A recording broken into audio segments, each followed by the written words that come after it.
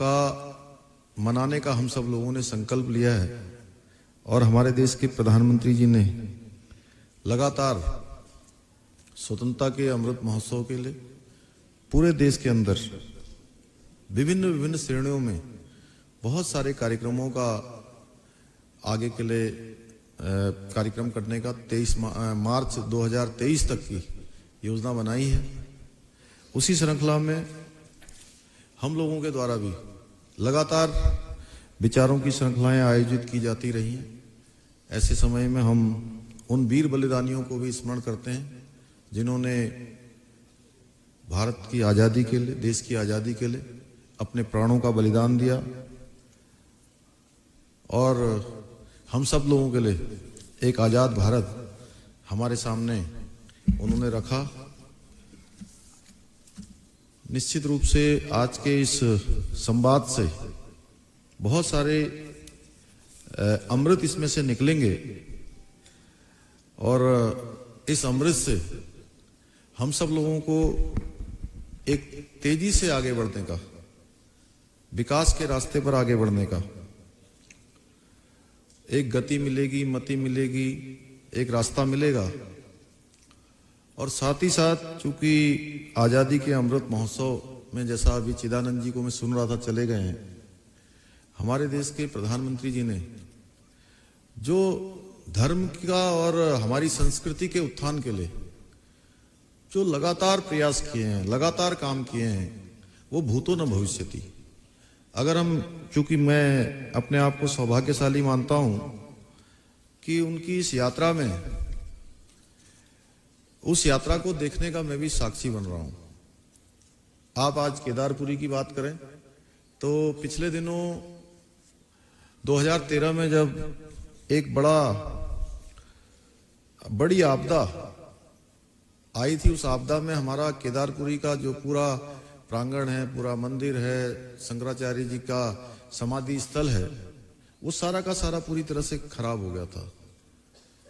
और प्रधानमंत्री जी तब देश के वहाँ गुजरात के मुख्यमंत्री थे और उन्होंने उस समय भी पेशकश की थी कि इसके पुनर्निर्माण के लिए मैं आगे आना चाहता हूँ, मैं काम करना चाहता हूँ।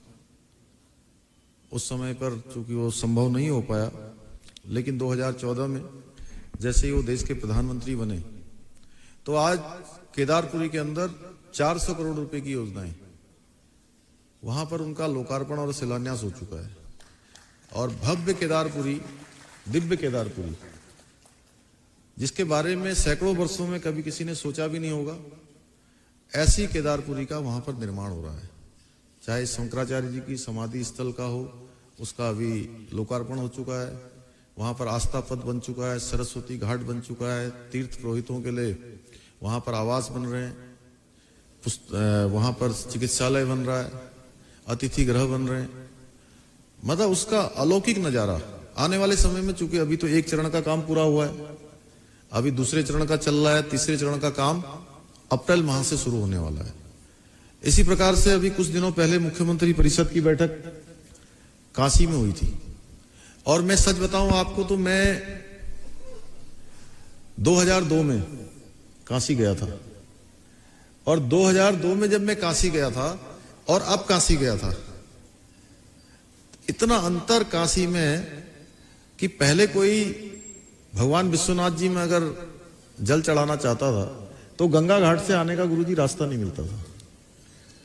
और जो मंदिर के अंदर परिसर को जाने वाला रास्ता वो इतना सकरा था कि गली में रास्ता नहीं मिलता था। आज वो रास्ता पूरा हाईवे का रूप ले चुका है और गंगा जी से लेकर भगवान विश्वनाथ जी पर जो है जल चढ़ाने के लिए वो भी हाईवे जैसा बन गया है। अलौकिक, दिव्य काशी, भव्य काशी।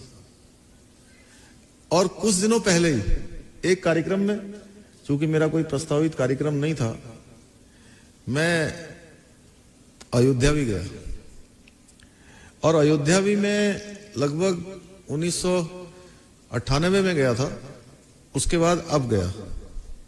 तब हम देखते थे अब भगवान रामलला कैसे टेंट पर रह रहे हैं और बार बार हम कहते थे रामलला हम आएंगे, मंदिर वहीं बनाएंगे। और आज जिस प्रकार से वहां पर निर्माण कार्य चल रहा है, बड़ी बड़ी कंपनियां उसके अंदर काम कर रही है, 40-40 मीटर तक नीचे तक ड्रिल करके वहां पर जो है वो भवन बनाया जा रहा है। आने वाले समय में वो केवल, मैं कह रहा हूं, हिंदुस्तान का नहीं बल्कि दुनिया के नक्शे का प्रमुख स्थान होगा भगवान राम की जन्मभूमि। इसी प्रकार से अभी हमारे यहां पर बद्रीनाथ जी का, उसका हमने प्रधानमंत्री जी के निर्देशन में मास्टर प्लान तैयार कर दिया है। पूरा मास्टर प्लान हमारा बन गया है, 250 करोड़ रुपए उसके लिए स्वीकृत हो गए हैं। आने वाले समय में वह भी एक भव्य स्वरूप लेने वाला है। उसका भी जो है इस, क्योंकि आजकल थोड़ा ठंड का मौसम है, इसके बाद तत्काल वहां पर भी कार्य का काम शुरू होने वाला है। ऐसे बहुत सारे काम जो जिसके बारे में कभी किसी ने सोचा भी नहीं था, आज वो माननीय प्रधानमंत्री जी के नेतृत्व में लगातार जो है साकार रूप ले रहे हैं, धरातल पर आ रहे हैं। योग दिवस के बारे में, चूंकि हम हरिद्वार की धरती पर खड़े हैं, तो ये योग की धरती है, ये हमारी माँ गंगा की धरती है, धर्म की नगरी है, कुंभ की नगरी है। तो आज 21 जून को मनाया जाने वाला योग दिवस, ये इसका एक साक्षात प्रमाण है कि हर क्षेत्र में धार्मिक उत्थान हो, चाहे संस्कृति का उत्थान हो, हर क्षेत्र में हमारा देश आगे बढ़ रहा है। हमने भी ऐसे विचारों की श्रृंखलाएं आयोजित की हैं। बोधिसत्व हमने चलाया है, जिसमें हमारे त्रिपाठी जी वगैरह कई लोग, जोशी जी, बहुत सारे लोग, और हमारे नीति आयोग के लोग, भारत के विभिन्न क्षेत्रों में काम करने वाले हमारे वैज्ञानिक गण, सलाहकार, शिक्षा के क्षेत्र में, चिकित्सा के क्षेत्र में, पर्यावरण के क्षेत्र में काम करने वाले सभी को हमने उसमें सबको आमंत्रित किया है कि हम सब मिलकर उसमें से जो विचारों की श्रृंखलाओं में से जो निकलेगा, उसके आधार पर हम काम करेंगे। सभी सरकारी विभागों को, आज मैं एक कार्यक्रम में गया था गुरु जी, तो वो नाबार्ड का कार्यक्रम था, तो मैंने कहा, वो 2021-22 की बात कर रहा था। मैंने कहा, आप 2021-22 की बात कर रहे हैं, हम 2025 की बात कर रहे हैं, जब हम जो है रजत जयंती वर्ष जब मना रहे होंगे हमारे राज्य की स्थापना दिवस का,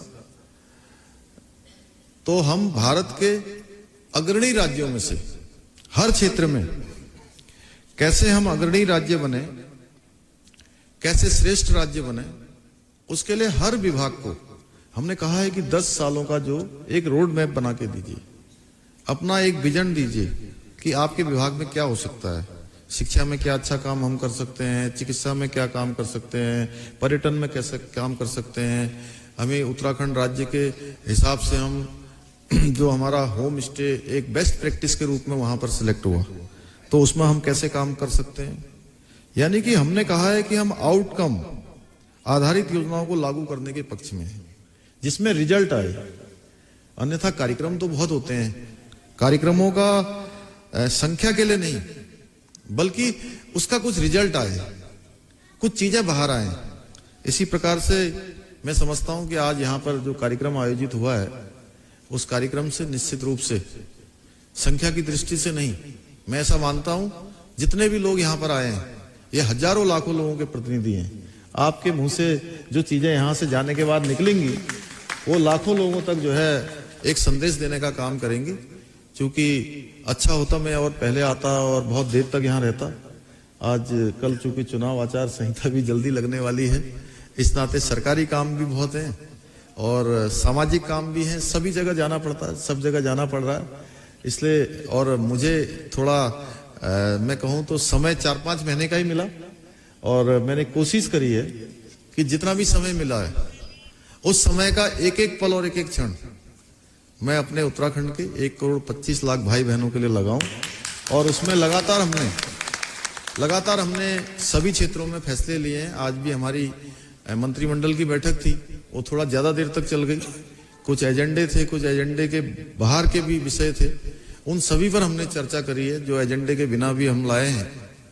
तो रोज हम फैसले भी ले रहे हैं, और फैसले लेने के साथ साथ उसका वित्तीय प्रबंधन भी करते हुए शासनादेश भी निकाल रहे हैं, उसको धरातल पर भी उतार रहे हैं, कोशिश कर रहे हैं कि जैसे माननीय प्रधानमंत्री जी ने कल भी कहा, कल हल्द्वानी में माननीय प्रधानमंत्री जी आए थे, उन्होंने कहा कि ये दशक जो 20 से 30 का दशक है, ये उत्तराखंड का दशक होगा, हर क्षेत्र में उत्तराखंड का दशक होगा। ऐसा इस उत्तराखंड का दशक बनाने के लिए हम सभी लोग मिलकर काम करेंगे तो निश्चित रूप से हम अपने गंतव्य तक अवश्य पहुंचेंगे। और ये यात्रा जो यात्रा है, ये हम सब की सामूहिक यात्रा है, ये निजी यात्रा किसी की नहीं है। अगर मैं मुख्य सेवक के रूप में आप सब लोगों ने दायित्व दे रखा है तो ये ठीक है कि मेरे हाथ में ये ध्वज पकड़ा रखा है, लेकिन ये ध्वज हम सबका ध्वज है और ये तभी जो है वहां गंतव्य तक पहुंचेगा जब हम सभी लोग एक दिशा में चलेंगे। और मैं ऐसा मानता हूं कि आप सभी का आशीर्वाद मिलेगा, आप सभी की शुभकामनाएं मिलेंगी, तो निश्चित रूप से हमारा ये जो कार्य है ये सिद्ध होगा, हम लोग अपनी मंजिल तक पहुंचेंगे, अपने लक्ष्य तक पहुंचेंगे। आज के अवसर पर पुनः मैं पूज्य सभी संतों का आशीर्वाद लेते हुए, सभी को प्रणाम करते हुए, आप सभी का धन्यवाद करते हुए अपनी वाणी को विराम देता हूं। बहुत बहुत धन्यवाद। जय हिंद, जय भारत, जय उत्तराखंड।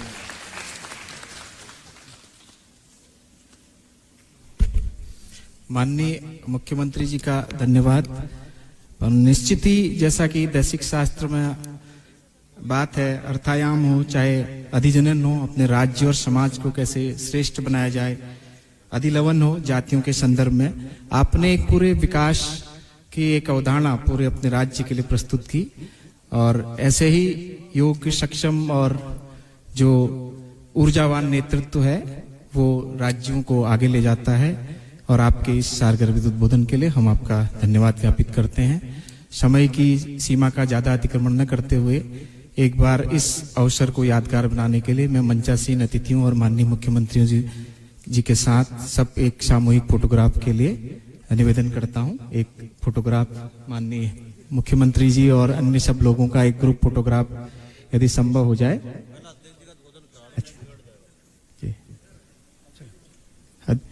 जैसा कि मुझे आदेश हुआ है, ग्रुप फोटोग्राफ से पहले कार्यक्रम अध्यक्ष जी के उद्बोधन के लिए निवेदन करता हूं मैं, आचार्य। ठीक है, ठीक है, ठीक है जी जी जी जी। माइक दे रहे हैं गुरुदेव को। ये सभी लोग यहाँ हरिद्वार के उपस्थित हैं। मुख्यमंत्री जी ने संकल्प लिया है 2025 का। अल्मोड़ा कार्यशाला में हुआ था कि उत्तराखंड प्रथम अनुप्रयोग मात्र रूप में हो सकता है दैसिक शास्त्र की दृष्टि से। उन्होंने संकल्प लिया है, स्वामी जी जो बोलेंगे ये हरिद्वार संदेश के नाम से पूरे देश में विख्यात हो। दैसिक शास्त्र की दृष्टि से, अमृत महोत्सव की दृष्टि से हरिद्वार संदेश।